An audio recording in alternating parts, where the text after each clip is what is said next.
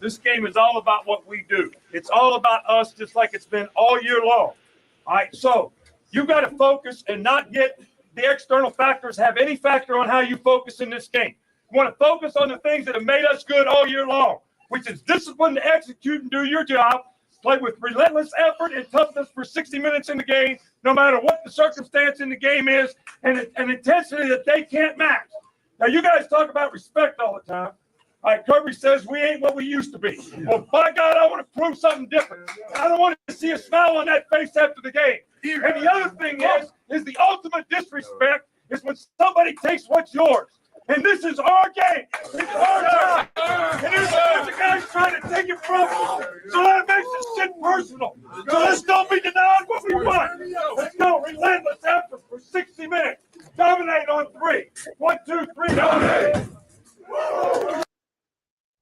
Boom! There it is, man. How about that? Firing out a quick thing on the quick little story on Instagram. Let people know that we are, in fact, live. I don't want to get a copyright strike. So we'll move here. All right. Let's go. There's your screen. Okay. All righty. We are live. We are here. Okay. Let me get this going. Boom, add to stage. Okay, we are live. All right, boom. Posted on the Instagram. Oh, shit's a fucking story. All right, well, never mind. Not important. Okay, we're live. Thank you so much for joining us here, Playbook Podcast Live. Tomorrow night, you want to see the playbook.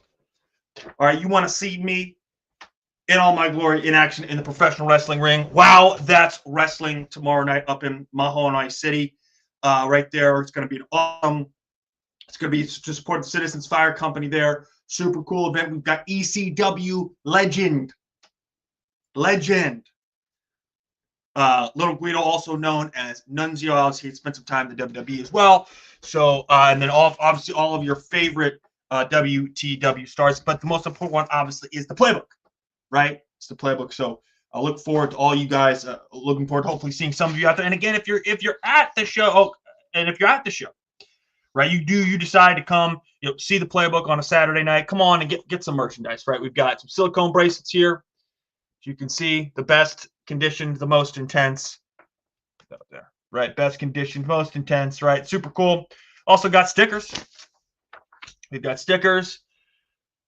Right, you can see here's playbook sticker there, playbook sticker there, and then a koozie for your cold beer as well, or keep that beer nice and cold. Speaking of beer, actually, I'm going to put this thing to use.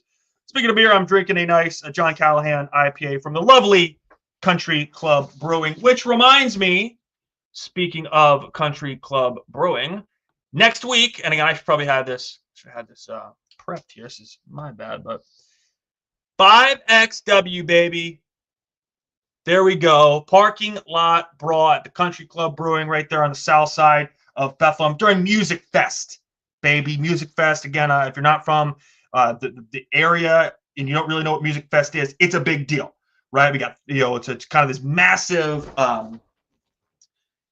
it's a music fest, right? It's kind of modeled after, I believe it was modeled after something similar to the Oktoberfest in Germany. So really, it's a big kind of week-long celebration, beer, food, music, and we're bringing some professional wrestling there, right? I'm a lifelong resident of the Lehigh Valley. I love this place, and to be able to bring professional wrestling to Music Fest is pretty freaking sweet. All right, and it's also going to be for a great cause as well, right? It's also going to be for a great cause, raise money for raise money for Pitties, which is a pit bull based or a dog based charity. So I mean, who does not love professional wrestling, drinking beer? Pitties Love Peace is the name of the donation, right? So the admission is free, right? But you got to donate to Pitties for Peace, right? That's how it works. So yeah, please come on up. We're gonna have awesome food vendors too. Burger Shack. Listen, I'm telling you, Burger Shack is, I think they're like the main, I believe they are the main, I don't know if they're the main food truck, but they're the food truck that's at Country Club all the time. I like to go to Country Club because I like to support breweries that support professional wrestling, right? Breweries that support local professional wrestling. I think that's super cool. As you can see, there'll be a lot of really cool talent. Yeah, I love to support. Getting back to it, I love to support breweries that support local independent professional wrestling. These guys certainly are super cool people there that run it. And again, Burger Shack, man, Burger Shack, hands down, very good. They had this like bacon cheese fry type of thing I had there when at the last they had done a Smash Master show, or they'd done a show, last wrestling show there in the parking lot at Country Club. So please, I cannot say it enough.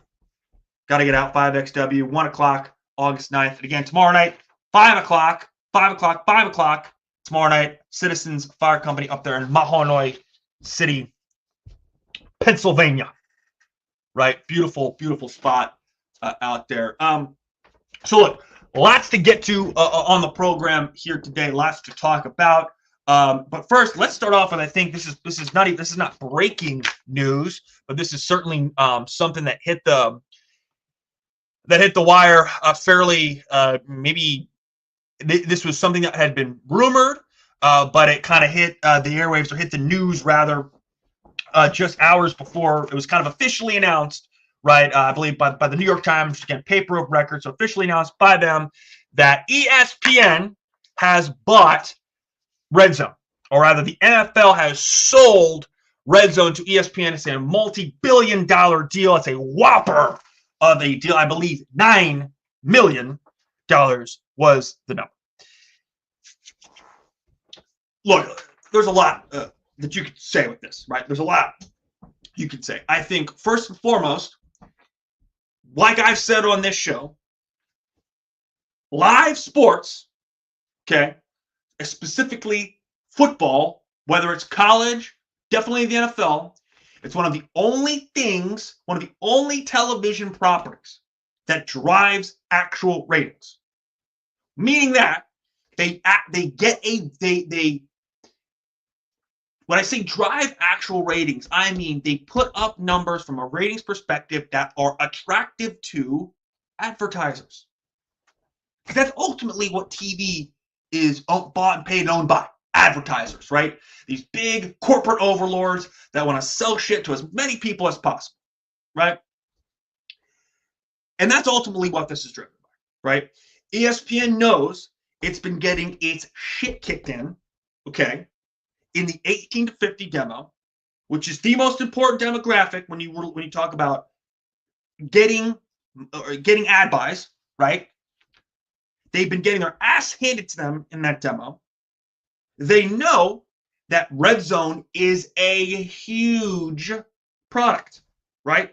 I would argue, out of all of the NFL media creations there have been, NFL Films, NFL Network, okay, RedZone has been the best and most important, right?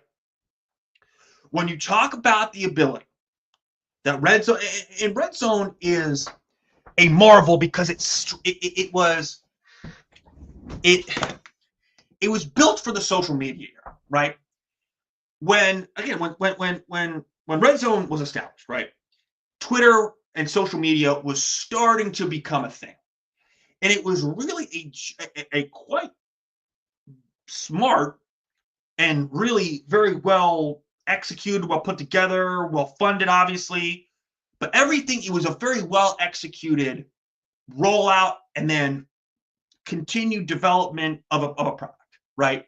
I don't want to overstate that. I mean, I think it's a genius idea. It's really what it is. It's a genius idea for the social media age when we know people just don't want to fucking sit around and watch a 3-hour football game. Not everybody is like the Playbook and likes to just watch the Bills, right? Not everybody's like that.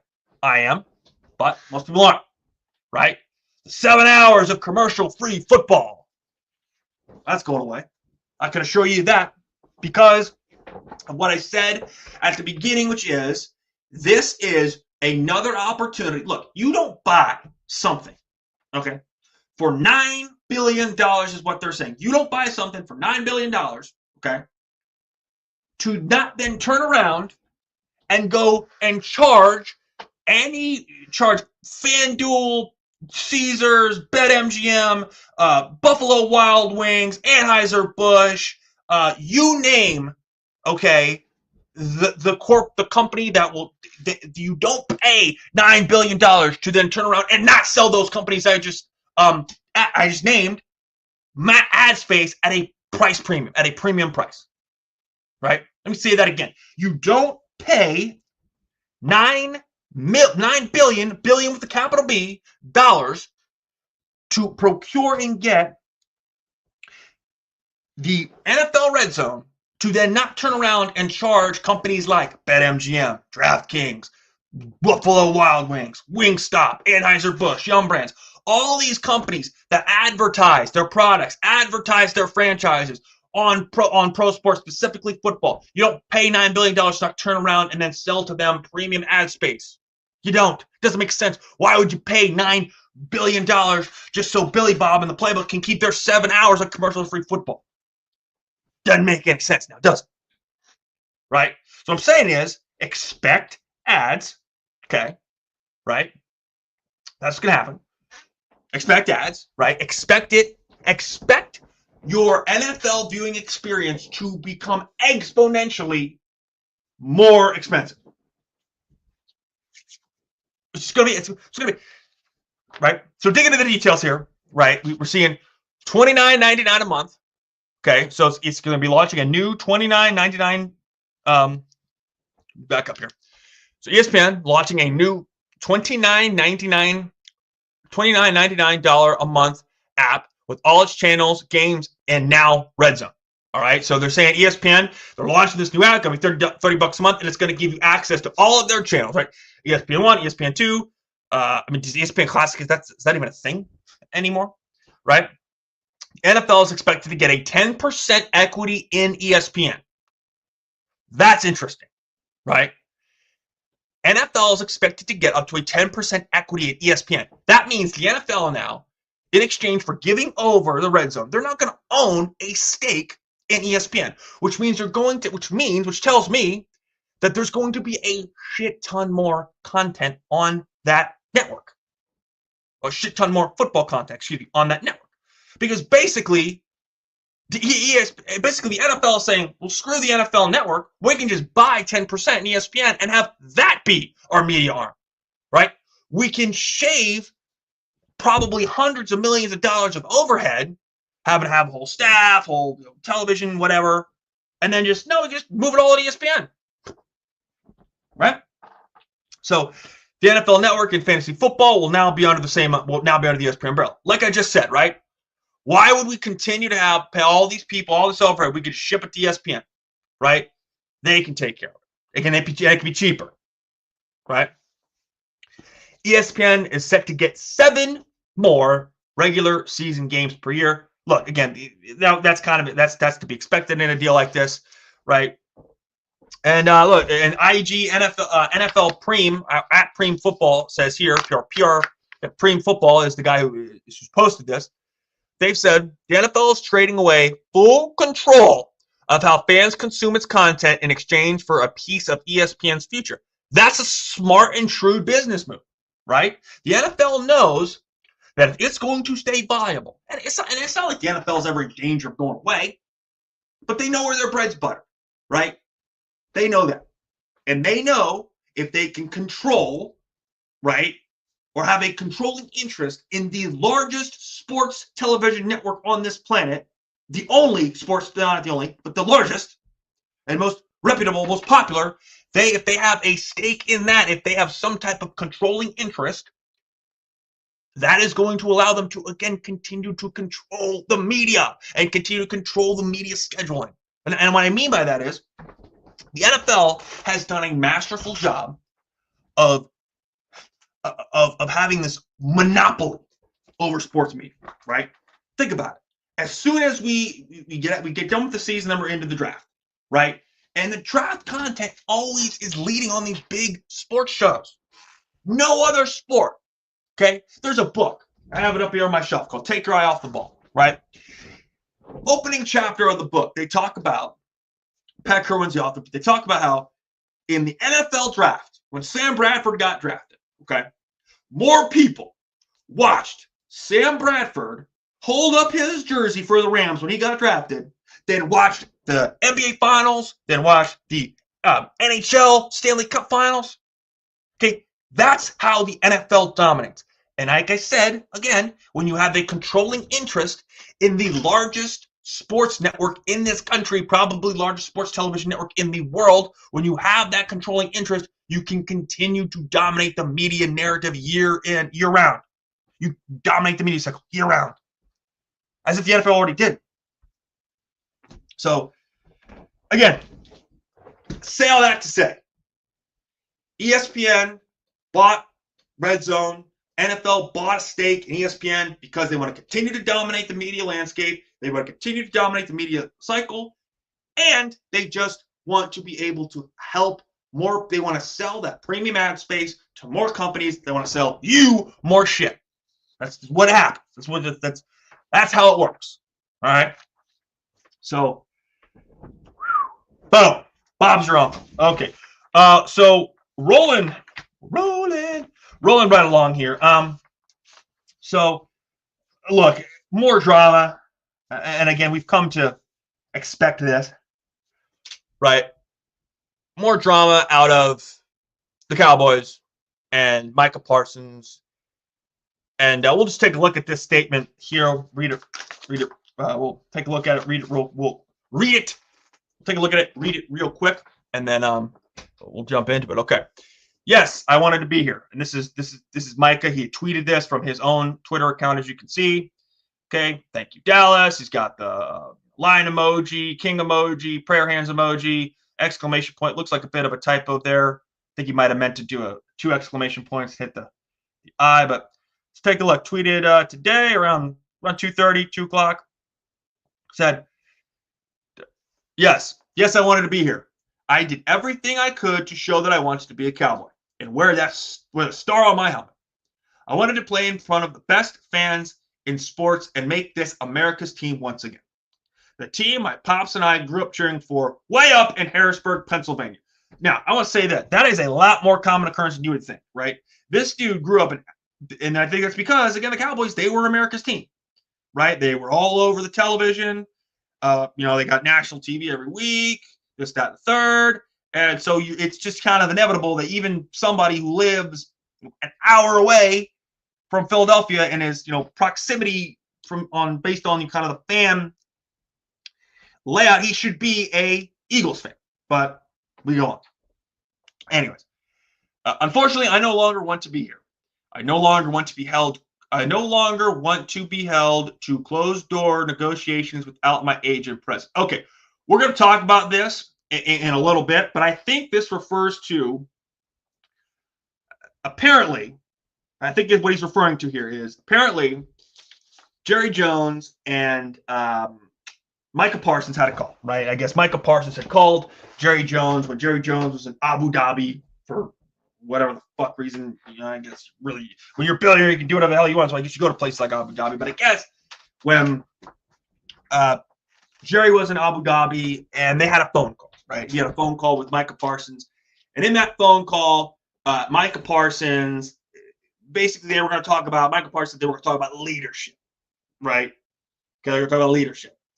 And somehow or another, in the flow of conversation, they begin talking about the contract, okay?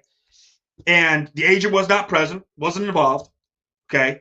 And I think that situation there, and I think they had a couple more, they being Micah Parsons and Jerry Jones, I think they had a couple follow-on conversations after that where the agent also was not present. Okay, now, is that against the rules? Not necessarily. Okay, there is no law or there's no rule within the NFL. And again, I'm not an expert in the NFL collective bargaining agreement. I've never read it. I don't know it. But I would imagine there's no law, there's no rule that says, a player has to have his agent present when they go ahead and when they negotiate for a contract. Again, not a rule, but it's not necessarily negotiating in good faith, right? Because what you're doing there is you're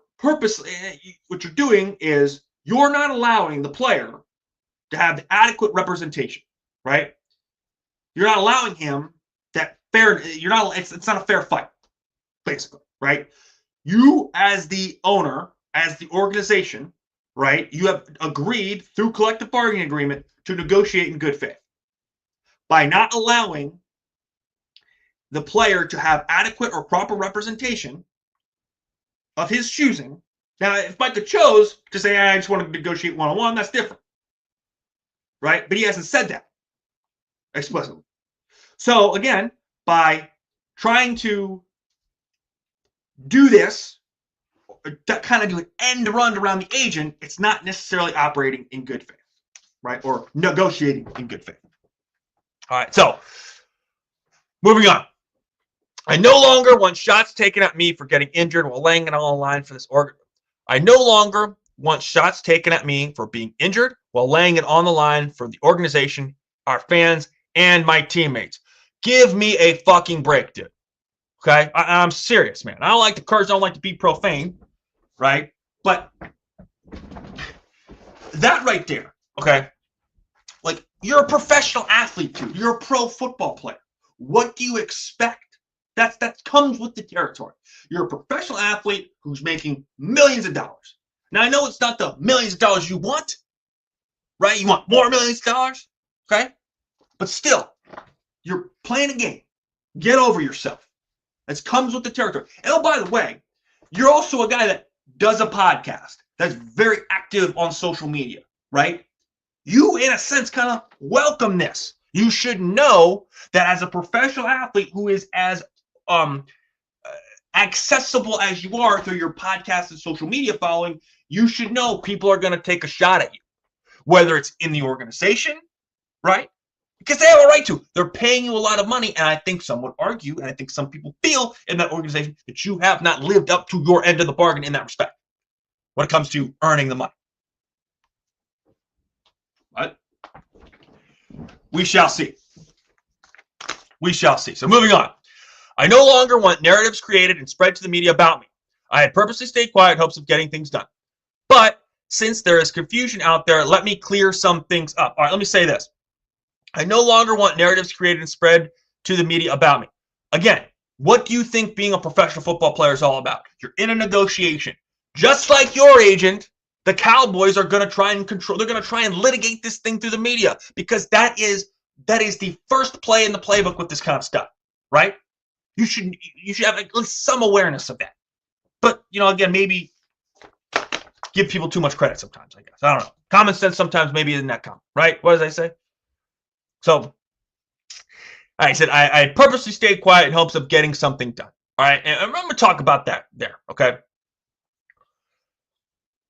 Okay, but since there is confusion, let me clear some things up. I had my agent reach out to the Cowboys last off-season after my third year in hopes of getting a deal done early. Okay, now, that's Micah Parsons kind of doing them solid, right?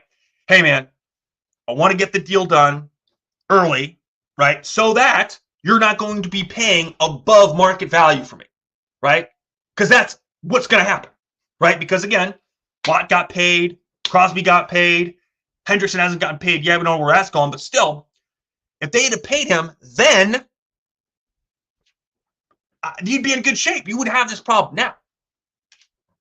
Unfortunately, the team did not want to start my negotiations at that point.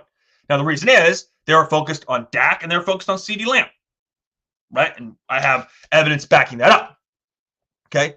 I was okay with that, didn't complain, and focused on the 2024 season. Good for you, Micah. You want a pat on the back, buddy? Great. Thanks. Good job. Again, does this guy want a cookie for this kind of stuff? Like, who does he think he is engendering any support from? Right? And again, I know you have this, old Peggy over here, this Cowboys second. Oh, sad. This is how this played out for you and wish you all the best in the future. Okay, whatever. I mean, again. Okay. After the season, I told my agent once again to let the team know we were open to negotiate when they met at the combine. My agent informed me that I should wait for other deals to get done because the price would only go up, but I didn't care and wanted to secure myself as a Cowboy long term. Again, doing them a solid, right? But we continue. This was before any of the other pass rush, and that's like I just said, this was before any of the other pass rush deals got done. Any pass rush deals got done. I knew I would be leaving money on the table, but again, I was okay with that. Okay. And I've been kind of, that's good, right? And I think,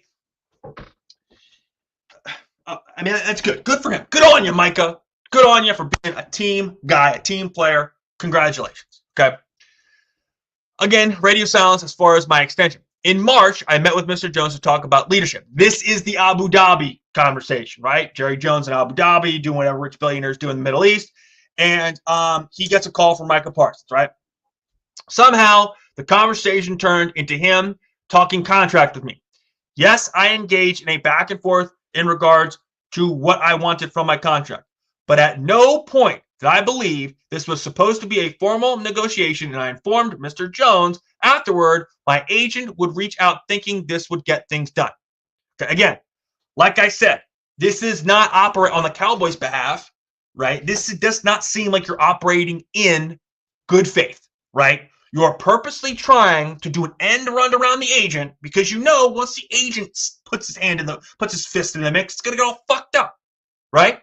Because the agent's worried about the player. Because when the player gets paid, that's how the agent gets paid. David Mulugeta, who's Michael Parsons' agent, doesn't get rat dick. I mean, he's going to get something, but it's not going to be good. It's not going to look good for him. It's not going to help him out if his client just takes a standard team-friendly deal.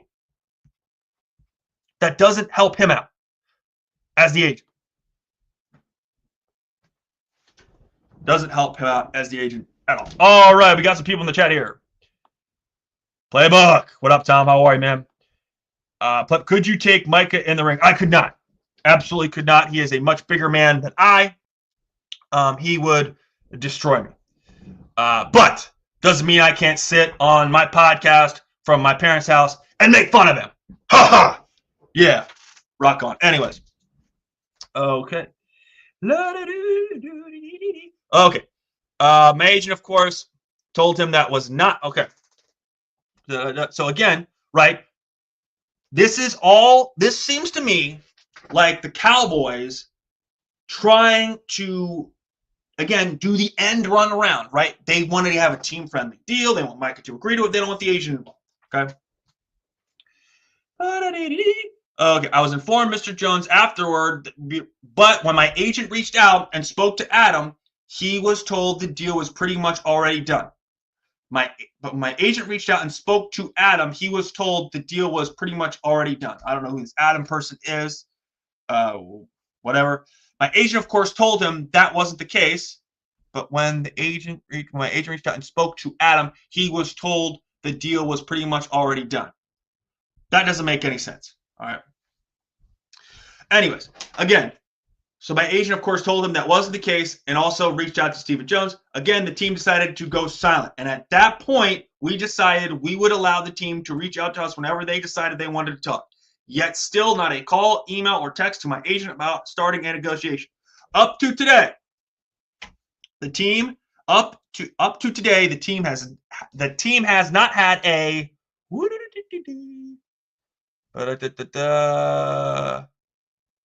okay, and I called to up until today. The team has not had a single conversation with my agent and a contract. Not one demand has been made. Has been made by my agent about money, years, or anything else.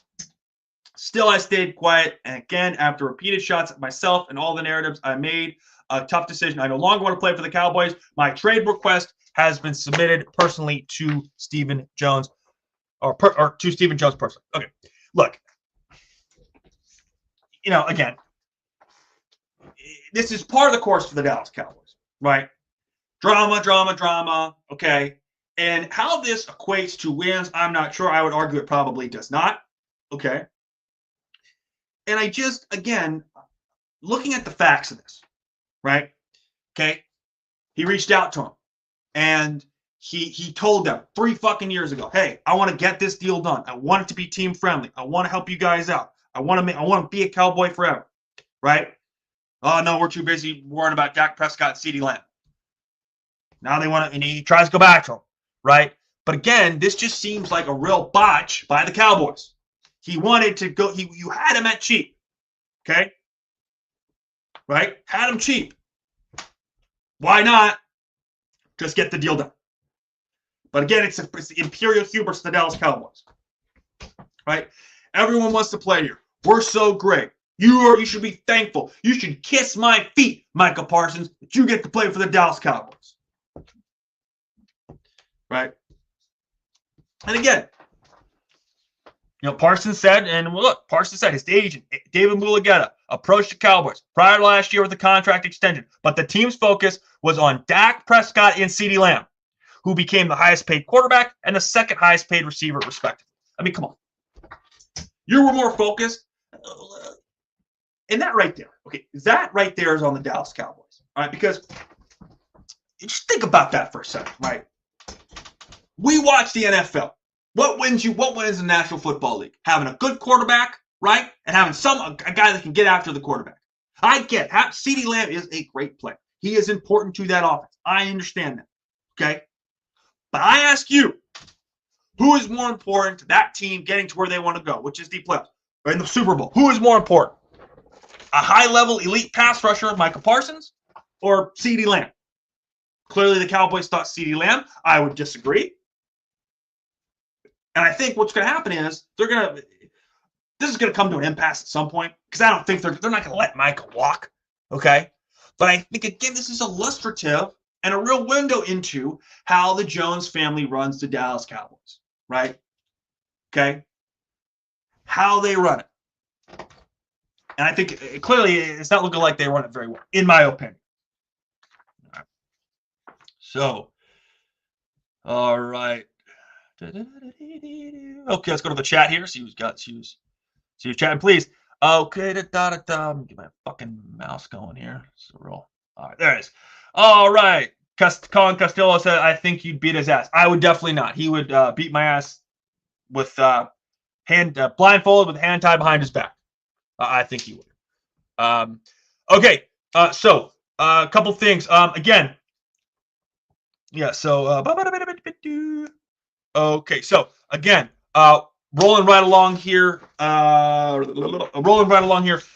you guys so much for joining me here. We are about a half hour in, man. I'm rocking it, rolling, baby. Man, I feel great. I feel great, excited, ready to rock. Okay, we've talked about ESPN, and one thing I want to say about I didn't say this when we talked about we talked about the old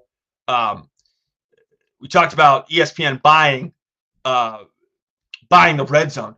I don't anticipate them moving away from Scott Hanson. In fact, I would be shocked if they did. Right? Scott Hanson, like watching RedZone without Scott Hanson is like going to see the fucking Red Hot Chili Peppers without Flea and Anthony Kiedis or Chad Smith playing the drums. It's incongruent. Doesn't make much sense. Right? So, yeah. So, speaking of Red Hot Chili Peppers, there's a really cool fucking TikTok out there. It's called it's a TikTok, it's an Instagram, it's called How Songs Are Made, right? And they did there was a part of that, and part of the Under the Bridge song where they go the harmonies like, well, that was actually John, the guitarist, his name is John Francione, I believe that's how you say his name. I'm going to pronounce his name wrong, but the guitarist at the time, he brought in his mom's church choir to do that bit, right? So super cool. I thought that was an interesting little bit of music trivia, as it were, if you will. Okay, rolling right along. Okay, so we've got, talking a lot of stuff, talking ESPN, talking fucking ESPN buying the RedZone, talking Micah Parsons. So rolling here, another kind of big story that broke early this week, or kind of late this week, or just broke this week really, was Shannon Sharpe out at ESPN. Okay, obviously this follows him, as you can see here, follows, back up for a second here. So obviously he's officially parted ways with ESPN. It's official now. Obviously he took a step back in April, kind of a leave of absence, if you will, after a $50 million rape and sexual assault lawsuit was filed against him. It was filed filed against him by, I believe it was a former girlfriend who happens to be an OnlyFans model. So good for you, Unc. Good for you, brother. But anyways, so $50 million rape and sexual assault lawsuit. Obviously, those are pretty serious. He took a step back in April, said he was going to kind of let things let things kind of blow over, deal with the legal situation. Well, they've kind of just reached, I think they've come to a final conclusion. They've decided to let him go or part ways, ESPN that is. And Shannon Sharpe said simply on the July 30th episode of Nightcap, his podcast, you can see it right here. This is what he said. He said, look, they did what they needed to do. I'm at peace with that. All right. And that's fine. Shannon, and I think that's a very mature way of looking at things. I think that's the smart way of looking at things. Move on. And here's the thing, too, right? $50 million, that's probably, I don't know how much money Shannon Sharpe has. He's not like billionaire, obviously. He may have a couple $100 million in the bank. I'm not quite sure. I think he's quite clearly made more money post NFL than he did in the NFL. Plus, look, bottom line is he's got a lot of money. Now, I think this $50 million is going to hurt him, right? And what I mean by that is he may have a lot of money, but I don't think he's got the kind of money that he can withstand a $50 million settlement. Most people don't. Right? The people that can withstand $50 million settlements are people like, Bill Gates or, Elon Musk or the billionaires of this world, right? So he's going to get knocked on his ass financially, is basically what I'm saying. Well, is what I'm saying, right? He'll get knocked on his ass financially, but the thing is, he'll be able to pick himself up, but he'll be fine, right? He'll have a career because he's got a massive and lucrative YouTube page. It makes him a lot of money. The dude, I believe, made $1 million alone. $1 million alone from the Cat Williams interview, right? So this guy's got a good following. He'll be fine. All right. I think the larger lesson here is this, right? And I went to Marshall University, right? It's a group of 5 school that has a very, very, very big, very prominent football tradition, right? 2 national titles back in the 90s, Randy Moss, Chad Pennington, Byron Leftwich. We won the Conference USA title when I was there. I just recently won the Sun Belt championship. So football and basketball, but football really matters at Marshall, right? Probably more so than the schools in the conference, I would say. And look, I was at a fraternity in college, and at a place like Marshall, right, the athletes and the frat guys are basically the only 2 people that are partying, all right? And you'd see these guys, right, these football players, right, and most of them were Jimmy Slapdick, who, runs down on kickoff coverage. Maybe he gets some burn when we're up 30 points, right? Okay, not playmakers, but still. And these guys would bang anything that fucking walked, all right? 2 tits, a hole, and a heartbeat is all that it did for these guys, all right? Okay? So, and there's always going to be at least 5 or 6 women, or there's always going to be women, okay, out there, the cleat chasers, that no matter what, will open themselves up and be willing and will throw themselves at these dudes just because they're on the football team, right? Okay? And what you'd see is a lot of these guys, they'd end up getting themselves kind of in trouble because they thought, hey, I'm on the football team. Every girl must want to fuck me, right? And then they would try that, and then girls would say no, and that's where they'd get into this very similar situation to Shannon Sharpe, right? So my point is this, right? Trying to bang everything that moves, okay, contrary to popular belief, is not a good thing to do. All right? Apparently, they had filing cabinets filled with HR complaints at Fox Sports 1 from Shannon Sharpe, right? Again, I don't know if those are true. I don't know if that's true. I heard Jason Whitlock say that. So you take that for what you mean it. But the bottom line is, man, trying to bang everything doesn't work. All right? Just be respectful, okay? Right? Be respectful, be nice, be kind, get in, do your job, get out. Right? If you do all that, you don't end up in $50 million lawsuits. So That's that. All right. Wow, rolling right along here. We are moving, rolling, moving and shaking, moving and shaking. Okay, so again, so kind of backing it up here. We'll flip gears. We'll switch some gears here a little bit. I thought this was really interesting. I think this is getting a lot of traction in the media. I thought this was a really interesting kind of take. Chicago Bears, Ben Johnson is purposely going after Williams, going after Caleb Williams. Chicago Bears coach Ben Johnson is putting a whole lot of pressure on Caleb Williams in NFL training camp. Okay, so really, what the article basically says is he's really trying to put a lot of pressure on. He's trying to put a lot of pressure on Caleb Williams, right? Make him feel, right? Make him feel that pressure. And I think that's important, man. You got to feel the heat, man. You got to feel the smoke. So I don't think Caleb's felt it, right? When you feel that smoke, it fuels the urgency, right? Okay? We got to go, man. We've been sucking for way too fucking long, right? And I think that's what's powerful about this. I think that's why Ben Johnson is going to be a home run, right? Okay? So they need some. And look, Ben Johnson's not like that. He's not going to be in there. He's not like he's not a disciplinarian kind of guy, right? And here's the other thing too. That approach doesn't work in the NFL, right? Being Mr. Rules. It doesn't work in the NFL. Guys will tune you out, okay?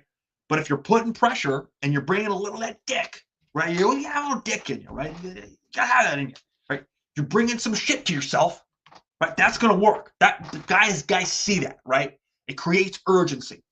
And I think when you create urgency, that's very powerful within an organization, especially an organization that's lost for so long, like the Bears have. So I like this. I think it's great. And again, and I think the other thing too is installing an offense, putting in an offense is much harder than putting in a defense, right? Especially at the NFL level, especially when it's new. It's tough, man, right? And look, sometimes when guys are screwing things up, we can't waste reps, right? We only get so many opportunities. And when guys are making mental mistakes that they shouldn't be making at the NFL level or at this point, right? Things need to be done. Measures need to be taken to make sure that that doesn't happen again, right? This is the NFL. And again, the Bears have not been good enough. They have not earned the right to just lollygag around. Oh, let's go great, yeah, whatever. No, they haven't earned that right. You've got to earn that, right? And the other thing too is even the teams that are winning and playing at the highest level, they don't have that mindset. There's urgency. You don't think there's urgency at the Chiefs organization? You don't think Andy Reid's getting in somebody's ass when they screw stuff up? Of course he is, right? It happens everywhere. So, yeah, that's that. Okay, Heisman Trophy predictions. Bop, bop, ba bop, bop, boo, bop. Okay, I'm going to take a sip of this beer, man. Again, take a sip of this beer. Drinking the John Callahan from the old Country Club Brewing. It's great beer. I'm enjoying it enjoying it a lot, actually. It's very good. So, yeah.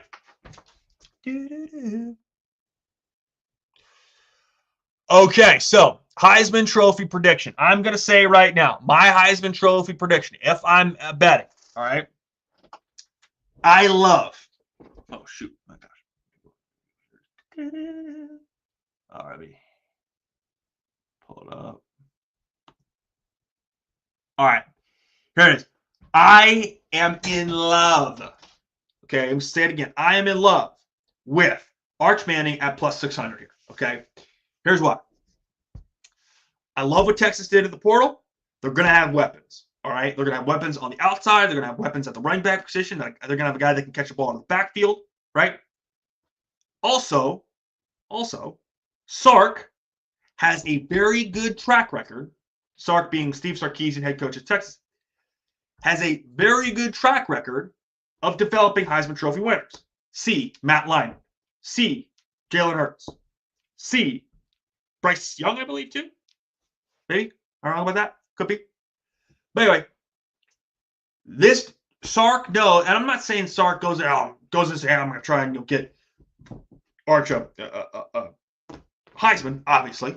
Doesn't do that. But I think he is the right play caller. They're going to have the right weapons to where Arch is going to put up some big numbers. And we all know, let's be real here, the Heisman is a majority quarterback award. Like most MVP awards in football, they're quarterback awards. Okay?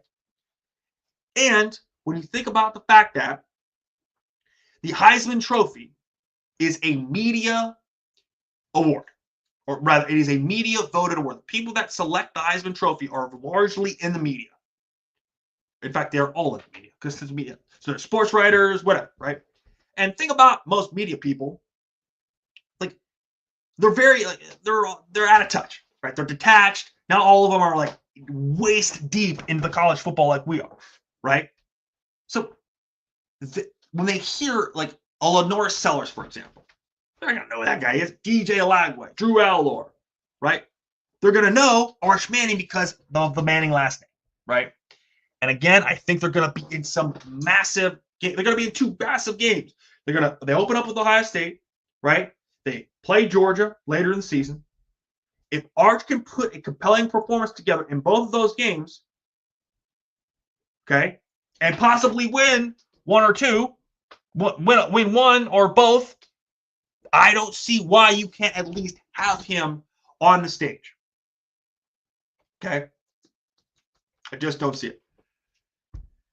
Now, the age-old question becomes, well, if this guy's so damn good, why didn't he start last year? I think because Sark knew that if he would put in a guy like Arch Manning, or if he would put Arch in, he would have lost the team.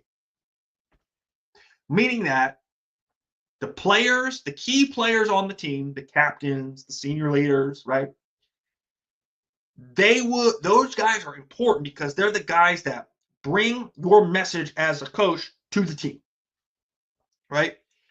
If he would have started a freshman who really hadn't earned it, and when I say earned, doesn't have a resume, right?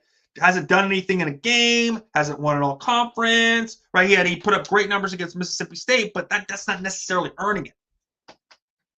If he would have benched why am I fucking forgetting the kid's name? Quinn Ewers. If he would have benched Quinn Ewers for Arch, he would have lost the team because all the guys in the locker room said, well, this guy's our leader. Right? Quinn Ewers our leader. He's taking us to national championship or playoffs. Why pull him and put Arch in just because he's Johnny 5-star and related to Peyton Manning? No, not how that works. Say all that to say, I think Arch is going to win the Heisman.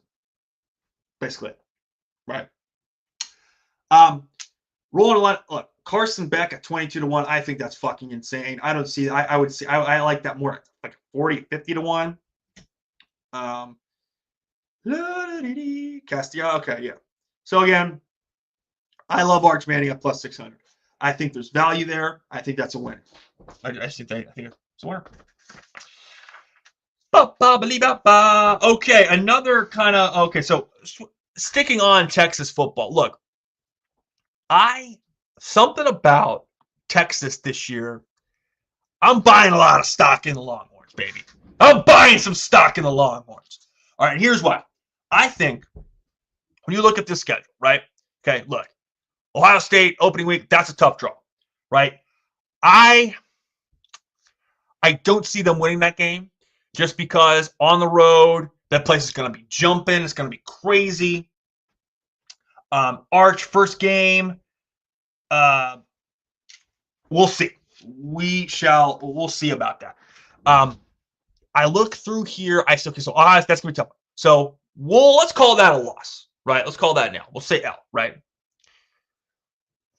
We'll go San Jose State, obviously win. UTEP win. Sam Houston win. So they're going to be rolling into this. They're rolling into conference play in this situation at 3-1, right?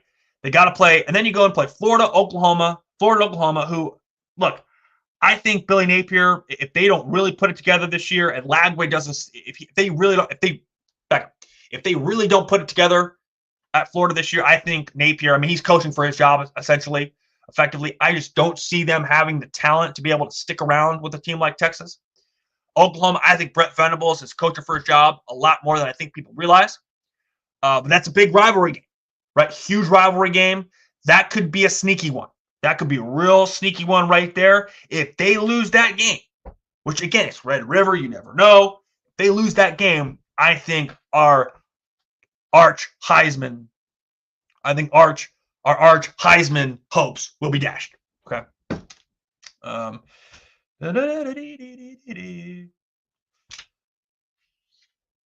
Texas won't win in Lexington. I don't know, Castillo. I don't know.